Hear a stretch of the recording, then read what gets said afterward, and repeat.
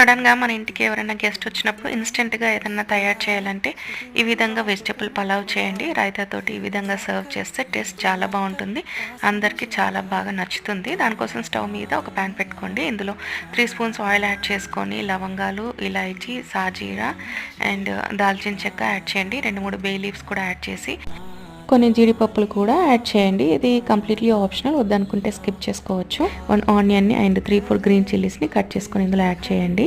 అలాగే carrot and potato పీసెస్ని కూడా ఇందులో యాడ్ చేసుకొని ఇవన్నీ బాగా ఫ్రై అయిపోయిన తర్వాత అండ్ 1.5 స్పూన్ అల్లం యాడ్ చేయండి.